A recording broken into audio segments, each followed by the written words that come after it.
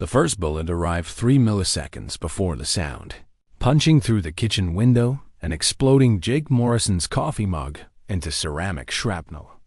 He was already moving before the fragments hit the floor, muscle memory from 2 decades of combat operations overriding conscious thought. The second and third rounds followed in rapid succession, chewing through the wooden window frame, where his head had been moments before. Morrison rolled behind the reinforced kitchen island he'd installed specifically for this moment, his mind automatically cataloging the incoming fire. 6 distinct muzzle signatures spread in a textbook perimeter formation. Professional spacing, coordinated timing, suppressed weapons. These weren't amateurs or local law enforcement. His hand found the radio clipped to his belt as another volley shattered his living room window. Tango down in 60 seconds, crackled through the encrypted frequency he'd been monitoring for months. The voice was calm, professional, carrying the distinctive cadence of special operations. Morrison's blood ran cold, not from fear, but from recognition. He knew that voice. Rodriguez. SEAL Team 6. Morrison keyed his mic, his voice carrying the deadly calm that had once made enemy combatants surrender without firing a shot. "I warned them. I'm a Marine combat master." The transmission cut through their tactical chatter like a blade. For a heartbeat, the incoming fire ceased. Through the smoke beginning to fill his cabin, Morrison could almost feel their confusion. Their intelligence package had painted him as Marcus Webb, a washed-up military contractor living off the grid. What they didn't know was that Marcus Webb died in a car accident 6 months ago, and Jake Morrison had simply stepped into his life like putting on an old coat. Negative identification on voice pattern, came Rodriguez's response. "Target is not repeat, not Marcus Webb. All units, weapons tight until positive ID." Morrison smiled grimly as he low-crawled toward the basement access hidden beneath his kitchen table. They were good enough to recognize when their intel was compromised. But they weren't good enough to know they'd just walked into a kill box designed by someone who'd spent the last 8 months preparing for exactly this moment. His fingers found the first trigger mechanism. A simple pressure switch disguised as a loose floorboard. The cabin's ventilation system, which he'd modified extensively during the long winter months, began pumping military-grade smoke throughout the structure. Within seconds, the interior filled with dense gray clouds that would defeat thermal imaging and night vision equipment. Smoke deployment, smoke deployment. Rodriguez's voice carried the first hint of concern. Target has prepared countermeasures. This is not a standard extraction. Through his basement access, Morrison could hear boots on his porch, the subtle creak of tactical gear, the whispered communications of operators who suddenly realized they weren't dealing with a civilian target. He'd counted 6 shooters from the initial volley, but his motion sensors indicated 8 heat signatures around the perimeter. 2 more were holding back probably Overwatch and communications. Morrison reached his basement command center, a space that would have impressed his old Force Recon teammates. Banks of monitors showed feeds from cameras he'd hidden throughout the surrounding forest. Weapon caches positioned at strategic points. Escape routes mapped and rehearsed until he could navigate them blindfolded. This wasn't paranoia, this was preparation. On screen 3, he watched Rodriguez signal his team into a tighter formation. The SEAL team leader was adapting quickly, recognizing that their target had home field advantage. Morrison respected that. Rodriguez had always been sharp, even back when they'd worked together in Syria. It was almost a shame they were on opposite sides. Now. Morrison triggered the second phase of his defenses. Hidden speakers throughout the cabin began broadcasting recorded conversations, fragments of radio chatter, footsteps, the sound of weapons being loaded. The audio created false signatures that would confuse their directional microphones and make it impossible to track his actual movement. "Multiple contacts inside the structure," reported one of the SEALs. Target appears to have backup. Negative, Rodriguez replied, his voice tight with growing realization. Target is running psychological warfare. Single operator, advanced preparation. We're dealing with someone who knows our playbook. Morrison was already moving through the tunnel system he'd excavated during the spring thaw. The passages connected his basement to 3 different exit points, each one positioned to provide tactical advantage over different approach vectors. He'd learned tunnel warfare from the Viet Cong veterans who trained him in unconventional tactics, and he perfected it in the caves of Afghanistan. Emerging from exit point 2, Morrison found himself 50 yards behind the SEAL perimeter. Concealed in a depression he'd carefully camouflaged months earlier. Through his scope, he could see the team's overwatch position a sniper nest in the tree line, with clear sight lines to his cabin's main entrances. The shooter was good, maintaining proper discipline, but he was focused on the wrong target area. Morrison's first shot wasn't lethal. The tranquilizer dart, fired from a modified air rifle, caught the Overwatch sniper in the neck. The man had perhaps 3 seconds to register the sting before the fast-acting sedative dropped him into unconsciousness. Morrison was already moving before the body hit the ground. Overwatch. Report. Rodriguez's voice carried new tension. Silence. Overwatch. Respond immediately. Morrison smiled as he approached the unconscious sniper. These weren't kill shots, not yet. He had questions that needed answering, and dead men told no tales. He zip-tied the SEAL's hands and feet, then activated a small EMP device that would fry the man's radio and GPS equipment. When he woke up in a few hours, he'd have an interesting story to tell his debriefers. The sniper's rifle disappeared into Morrison's pack. 1 down, 7 to go. Contact rear. Contact rear. The shout came from the cabin's north side, where Morrison's motion sensors had triggered another diversion, a series of small charges that simulated muzzle flashes in the forest. The SEALs were good enough to recognize the deception quickly, but it bought Morrison precious seconds to reposition. He was already moving toward his next target when Rodriguez's voice cut through the tactical chatter with deadly clarity. All units, be advised we are not dealing with Marcus Webb. Target demonstrates advanced special operations training and extensive preparation. Recommend immediate extraction and reassessment. Morrison paused in his movement. Rodriguez was smart enough to recognize when a mission had gone sideways, professional enough to prioritize his team's safety over mission completion. Under different circumstances, Morrison might have respected that decision, but these weren't different circumstances.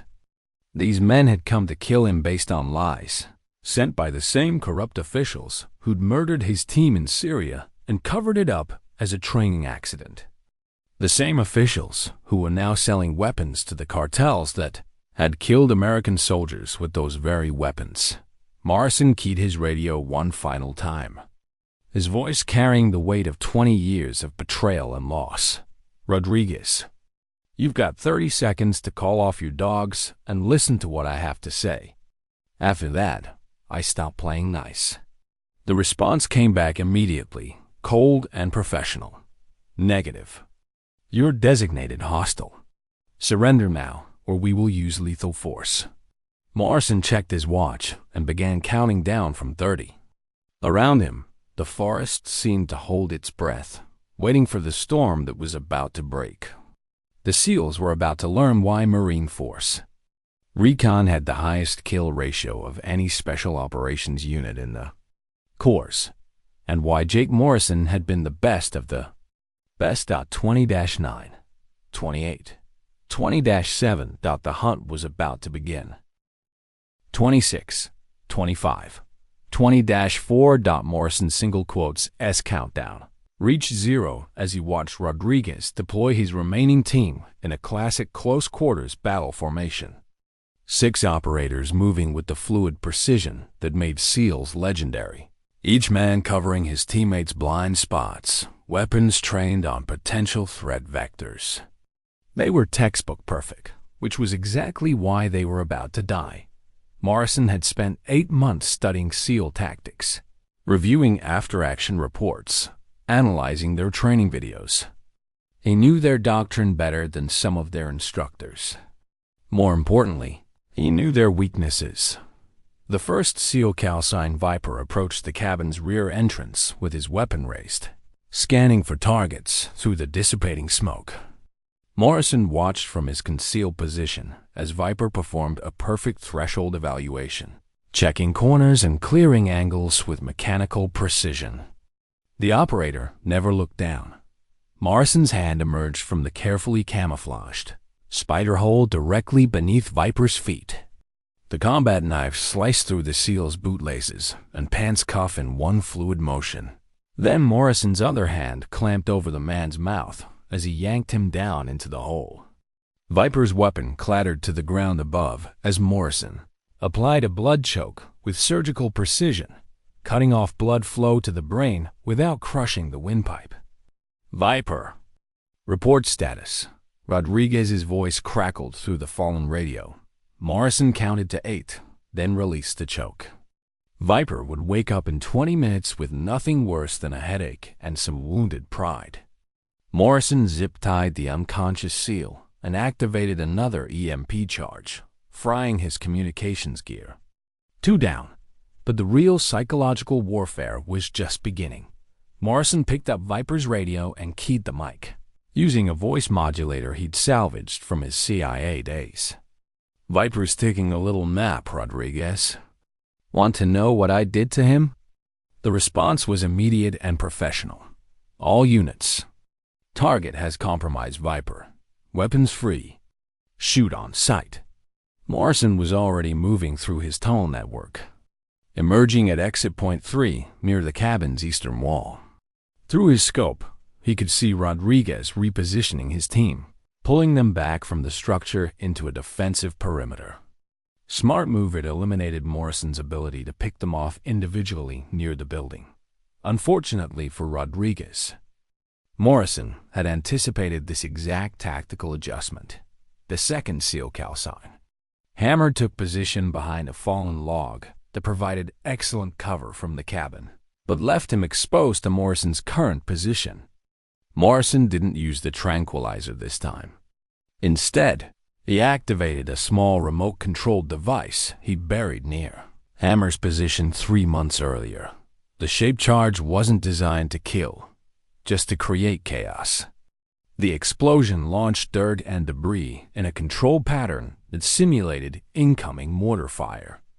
Hammer rolled away from the blast, seeking better cover, moving exactly where Morrison had predicted he would. Morrison's tackle came from the blind spot created by the explosion's dust cloud. Both men hit the ground hard, but Morrison had momentum and surprise. Hammer was very good managing to get his side on, halfway out of its holster before Morrison's elbow strike rendered him unconscious. "Hammer's down," shouted another SEAL. "Repeat, Hammer is down." Morrison could hear Rodriguez coordinating his remaining team, pulling them into an even tighter formation. The SEAL commander was adapting quickly, recognizing that his opponent was systematically dismantling his unit using tactics that shouldn't have been possible for a single operator. "Phoenix, Reaper, Blade converge on my position," Rodriguez ordered. "We're dealing with someone who knows our playbook better than we do." Morrison smiled grimly as he secured Hammer with zip ties and destroyed his equipment. Rodriguez was right. Morrison did know their playbook. He'd helped write parts of it during joint operations in Iraq and Afghanistan. But what Rodriguez didn't understand yet was that Morrison wasn't just using SEAL tactics against them. He was using Marine Corps' innovations that the SEALs had never seen. Morrison activated his next surprise, a network of fiber optic cables. He'd run throughout the forest floor. The system allowed him to observe his enemies from multiple angles simultaneously while remaining completely hidden. On his wrist-mounted display, He could see all 4 remaining SEALs moving toward Rodriguez's position. The 3rd SEAL calcined. Phoenix was maintaining proper interval spacing, but he was following a game trail that Morrison had subtly modified over the past months. A few fallen branches repositioned here, some undergrowth cleared there, creating a path that seemed natural, but actually funneled movement toward a specific choke point. Morrison was waiting when Phoenix reached the kill zone. This time, he used pure psychological warfare. Morrison's voice emerged from speakers hidden in the trees around Phoenix, creating an omnidirectional effect that made it impossible to locate the source. Phoenix, you're in my crosshairs right now. Your body armor won't stop what I'm carrying. You've got 5 seconds to drop your weapon and surrender, or I paint the forest with your brains. Phoenix spun in a circle, weapon raised, trying to identify the threat vector. His training told him to move to cover, but every direction looked equally dangerous. Morrison could see the operator's stress levels spiking through his thermal scope-elevated heart rate, rapid breathing, the beginning of tunnel vision that would compromise his decision-making. 4 seconds, Phoenix. I can see the sweat on your forehead. Phoenix made the mistake of looking up, searching for a sniper's nest in the trees. Morrison's tranquilizer dart caught him in the neck before he could complete the movement. The SEAL managed 2 steps before the sedative dropped him. Phoenix is down. Phoenix is down. Reaper's voice carried the first hint of panic. I can't see the shooter. Where the hell is he? Morrison was already moving to his final position, a carefully prepared hide site that would give him visual contact with Rodriguez's rally point. Through his scope, he could see the 3 remaining SEALs in a tight defensive circle, weapons trained outward, scanning for threats that seemed to come from everywhere and nowhere. Rodriguez was speaking rapidly into his radio, probably calling for backup or extraction. Morrison activated a broad-spectrum jammer that will block all communications except the frequency he was monitoring. The SEALs were now completely isolated, cut off from command and support. Rodriguez, Morrison's voice came through their tactical frequency, calm and conversational. You're down to 3 men. Your overwatch is sleeping. Your perimeter is compromised. Your communications are jammed. Want to hear my terms for surrender?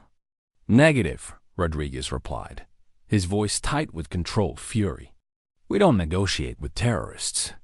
Morrison's laugh was genuinely amused. Terrorists? Rodriguez, you know me better than that. Syria, 2019. Joint operation against the chemical weapons facility. You were the SEAL liaison. I was Force Recon team leader.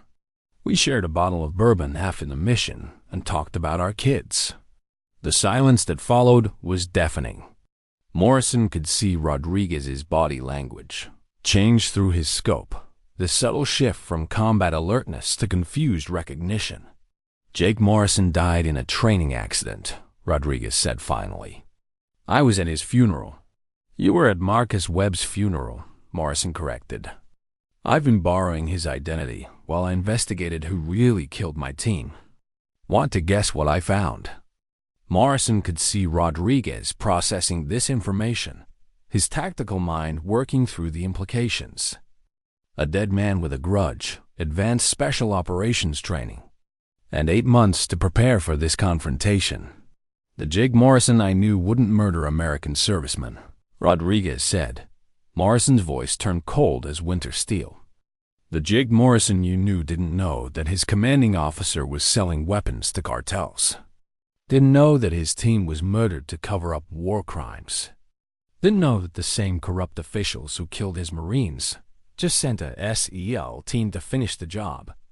The forest fell silent, except for the whisper of wind through the trees. Morrison could see Rodriguez's team looking to their leader for guidance. But Rodriguez was staring at his radio as if it had just delivered news of the apocalypse. You've got 30 seconds to decide, Rodriguez. Are you going to keep following orders from the men who murdered my team? Or are you going to listen to what I have to say? Morrison began counting down again, but this time, he wasn't counting down the violence. He was counting down to the truth. 29, 28, 27. Rodriguez's voice cut through the static, sharp, and decisive. All units, weapons tight. Stand down to defensive positions only. Morrison could see the SEAL commander's internal struggle through his scope duty warring with doubt, training conflicting with instinct.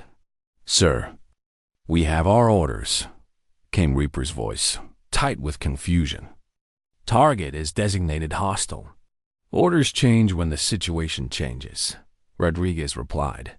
But Morrison could hear the uncertainty creeping in. "Morrison, you've got 20 seconds. Talk fast." Morrison's finger hovered over the detonator that would turn the next 30 seconds into a killing field. He'd spent months preparing for this moment, but now that it was here, he found himself hoping it wouldn't be necessary. These weren't the enemy. They were tools being used by the enemy. "Your commanding officer, Admiral Harrison, has been selling weapons to the Sinaloa cartel for 3 years, Morrison began, his voice carrying across the forest through hidden speakers. "My team discovered the operation during a routine inspection of a weapons depot in Syria. We found serial numbers that matched guns recovered from cartel hits on American border agents." "That's impossible," Rodriguez said, but his voice lacked conviction. "Admiral Harrison is a traitor who's gotten rich selling death to our enemies," Morrison interrupted. "Check your mission briefing, Rodriguez. Who authorized this operation? Who provided the intelligence that led you to Marcus Webb's cabin? Who told you that a washed-up contractor was worth sending an entire SEAL team to eliminate?" Morrison could see Rodriguez's team shifting nervously, their weapons still trained outward, but their attention focused on the conversation. These were smart men, experienced operators who understood that something about this mission had never felt right. 15 seconds, Rodriguez. After that, I stopped being reasonable. "Sir," Blade's voice carried a note of urgency. "We need to make a decision. Target could have backup inbound." Rodriguez raised his hand for silence, his mind clearly racing through the implications of Morrison's accusations. "Morrison, even if what you're saying is true, you've assaulted federal agents." "I've defended myself against assassins," Morrison corrected. "Your boys are sleeping, not dead. But that courtesy ends in 10 seconds if you don't stand down." Morrison's thumb moved to the detonator. Around the SEAL's position, he'd buried enough explosives to level a city block. Not to kill them. The charges were positioned to create chaos, confusion, and separation. But in the aftermath, with their communications jammed and their units scattered, Morrison could eliminate them one by one before they could regroup. 5 seconds. "Rodriguez, all units, weapons down." Rodriguez shouted. "Stand down immediately." "Sir, what the hell?" Reaper began. "That's an order." Rodriguez's voice carried the authority of a man who'd led men through hell and brought them home alive. "Weapons down now." Morrison watched through his scope as 3 of the most elite warriors in the world reluctantly lowered their weapons. It was a testament to Rodriguez's leadership that they obeyed without question, even when the order made no tactical sense. "Smart choice," Morrison said, his thumb moving away from the detonator.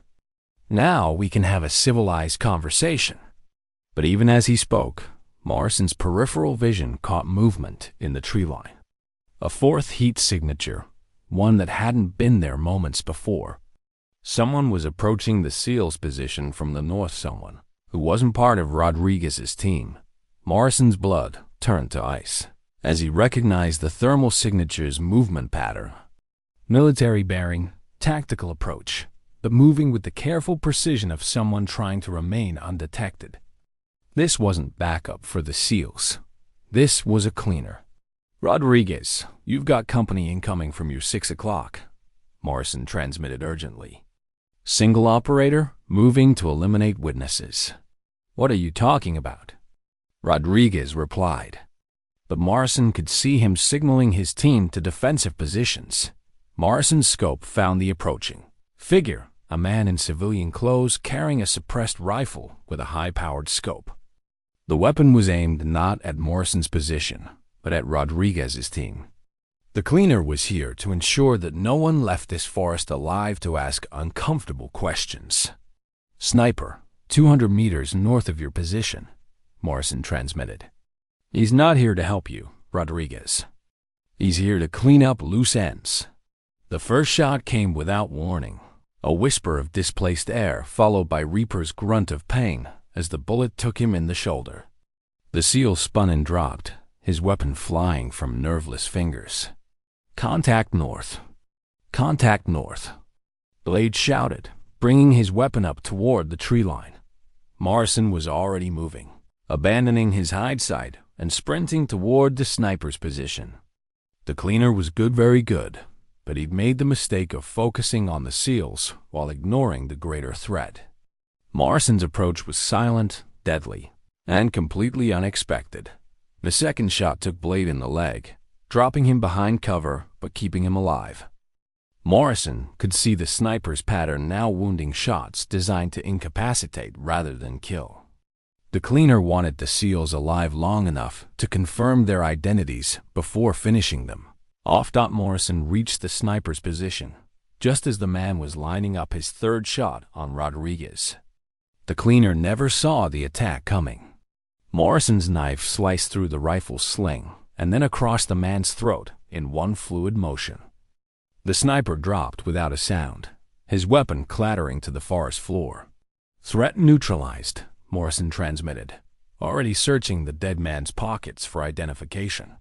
What he found made his blood run cold. CIA credentials and a kill order signed by Admiral Harrison himself. "Rodriguez, your admiral just tried to have you murdered," Morrison called out as he approached the SEAL's position with his hands visible. The sniper was CIA, sent to eliminate all witnesses to this operation. Rodriguez looked up from where he was applying pressure to Reaper's shoulder wound, his face a mask of controlled fury. "Show me." Morrison tossed the CIA credentials and kill order to Rodriguez, keeping his distance but making no threatening moves. The SEAL commander read the documents with growing disbelief, his face darkening with each line. "Son of a bitch," Rodriguez whispered. "We were never meant to come home from this mission." "Now you're starting to understand," Morrison said. "Harrison couldn't risk you asking questions about why you were sent to kill a dead man. So he arranged for a cleaner to eliminate the entire team and blame it on me." Blade looked up from his wounded leg, his voice tight with pain and anger. "Sir, if this is true—" "It's true," Rodriguez said, his voice carrying the weight of betrayal. "The mission parameters never made sense. A full SEAL team to eliminate one contractor? No backup, no extraction plan, communications blackout after insertion. We were set up." Morrison could see the moment when Rodriguez's worldview shifted, when the loyal soldier realized that his loyalty had been weaponized against him. It was a moment Morrison knew well. He'd experienced it himself when he discovered the truth about his team's death. "The question now," Morrison said, "is what you're going to do about it." Rodriguez looked at his wounded men, then at the CIA credentials in his hands, then at Morrison. When he spoke, his voice carried the cold fury of a warrior who'd been betrayed by the very system he'd sworn to protect. "We're going to burn it all down," Rodriguez said. "Every last piece of Harrison's operation. But first, we need to get my men medical attention." Morrison nodded, already moving toward his emergency medical supplies. "I've got a field hospital set up in the cabin. We can stabilize them there while we plan our next move." As Morrison began treating Reaper's shoulder wound, Rodriguez keyed his radio one final time on the frequency Harrison would be monitoring. "Command, this is Team Leader Rodriguez. Mission accomplished. All targets eliminated, including Morrison. Requesting immediate extraction." Morrison looked up from his medical work, understanding immediately. Buying us time? Harrison thinks we're all dead, Rodriguez replied grimly. That gives us the element of surprise when we come for him. The silence that followed wasn't the silence of death. It was the silence of warriors choosing their battlefield, and Admiral Harrison had no idea what was coming for him. The makeshift field hospital in Morrison's cabin buzzed with controlled activity as Rodriguez's team received medical attention. Morrison worked with practiced efficiency, his combat medic training taking over as he stabilized Reaper's shoulder and cleaned Blade's leg wound. The irony wasn't lost on any of them an hour ago. They'd been trying to kill each other. Now Morrison was saving their lives. Reaper is going to need surgery within 12 hours, Morrison reported, securing the last of the bandages. Blade can walk, but he shouldn't be running any marathons. Both of them are stable for now. Rodriguez nodded grimly, studying the intelligence files Morrison had spread across his kitchen table. 8 months of investigation laid out in meticulous detail bank records. Shipping manifests, intercepted communications, and photographs that painted a picture of corruption reaching the highest levels of military command. Jesus Christ, whispered Phoenix, who'd regained consciousness 20 minutes earlier with nothing worse than a headache and wounded pride. Admiral Harrison's been selling weapons to cartels for 3 years? Not just cartels, Morrison corrected, pointing to a series of satellite photos. Syrian rebels, Somali warlords, anyone with enough cash and a willingness to kill Americans. Your admiral has been running the most successful arms trafficking operation in modern history, and he's been using military resources to do it. Rodriguez's jaw tightened as he read through the evidence. My team conducted 6 operations in the past year that Harrison personally authorized. Weapons depot inspections, convoy escorts, facility security assessments. We were providing reconnaissance for his smuggling operations without knowing it. And when my team stumbled onto the truth during a routine inspection in Syria, Harrison had us eliminated, Morrison added. Made it look like a training accident. Closed casket funerals, classified after-action reports, the whole 9 yards. Blade looked up from his wounded leg, his voice carrying a dangerous edge. How many Americans have died because of weapons Harrison sold? Morrison pulled out another file, this one filled with crime scene photos and casualty reports. Border Patrol agent Maria Santos killed in El Paso with a rifle that came from a Syrian weapons depot. The agent Michael Chun murdered in Phoenix with ammunition that was supposed to be destroyed in Afghanistan. 17 American servicemen killed in Iraq by IEDs built with explosives that Harrison diverted from legitimate operations. The silence that followed was deafening. These were men who dedicated their lives to protecting America, and they were learning that one of their own commanders had been profiting from American deaths. We need to contact FBI. CIA someone, Reaper said, his voice weak but determined despite his injury. With what? Morrison asked. Harrison has people in every agency. The CIA cleaner who tried to kill you proves that. We go through official channels, and we'll be dead before we can testify. Rodriguez stood up, his decision made. Then we don't go through official channels. We handle this ourselves. Sir, Phoenix said carefully, that's essentially declaring war on our own command structure. Our command structure declared war on us the moment Harrison sent us here to die, Rodriguez replied coldly. Morrison, what's your plan? Morrison activated a laptop and pulled up a detailed schematic of Naval Base San Diego, where Admiral Harrison maintained his primary office. Harrison's hosting a weapons procurement conference tomorrow night. Every major defense contractor will be there, along with representatives from allied nations. It's the perfect cover for his next major arms deal. You want to hit him at the conference? Blade asked. I want to expose him at the conference, Morrison corrected. In front of witnesses who can't be silenced or bought off. International media, foreign military attaches, Congressional Oversight Committee members. Make it impossible for anyone to cover this up. Rodriguez studied the base layout, his tactical mind already working through the challenges. Security will be massive. Secret Service, base security, private contractors. Getting inside will be nearly impossible. Morrison smiled for the first time since the firefight began. Not if we're invited guests. He pulled out another set of documents, forged credentials identifying Rodriguez's team as a special security detail assigned to the conference. I've been planning this operation for months. You were supposed to be my targets, but now you're my partners. These credentials won't hold up under serious scrutiny, Rodriguez observed. They don't need to, Morrison replied. We'll be inside for less than an hour, long enough to access Harrison's private server and broadcast his files to every news outlet in the world. Phoenix looked skeptical. And then what? Even if we expose him, we'll be fugitives. Court-martialed at best, executed for treason at worst. Morrison's expression grew grim. That's the price of doing what's right. My team paid it. I'm willing to pay it. The question is whether you are. Rodriguez looked at each of his men in turn, reading their faces, gauging their resolve. These were warriors who'd followed him through hell, and he was asking them to follow him into something even worse, a war against their own system. I'm in, Reaper said without hesitation, despite his injury. Harrison killed Americans. That makes him the enemy. Same here, Blade added. I didn't become a SEAL to protect corrupt admirals. Phoenix nodded slowly.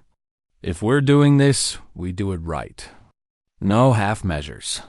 Rodriguez felt a surge of pride in his team, followed immediately by the weight of responsibility. He was about to lead good men into a mission that would likely end their careers and possibly their lives. But the alternative, allowing Harrison to continue selling death to America's enemies, was unthinkable.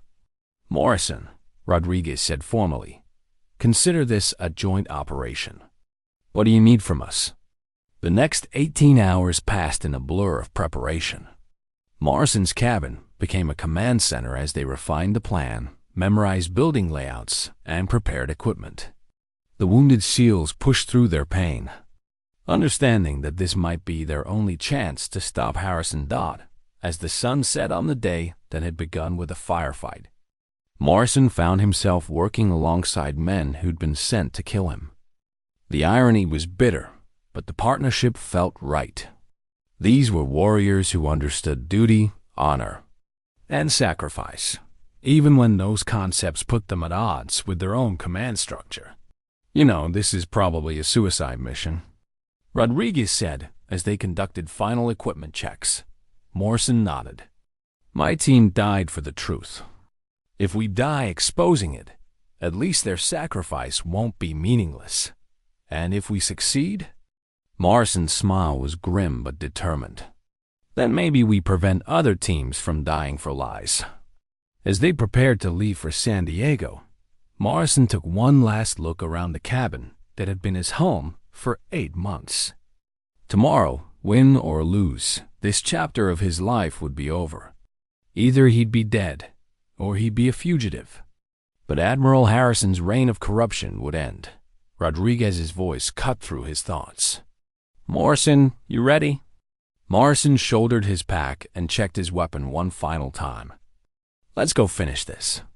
The convoy of vehicles disappeared into the night, carrying 5 warriors toward a confrontation that would either expose one of the military's darkest secrets or destroy them all in the attempt. Behind them, the cabin stood empty and silent, its hidden tunnels and defensive positions no longer needed. The real battle was about to begin, and this time, Morrison wouldn't be fighting alone. The silence that had fallen over the forest wasn't the silence of death. It was the silence before the storm. And Admiral Harrison was about to discover that some storms can't be weathered, only survived. If you're lucky, the end.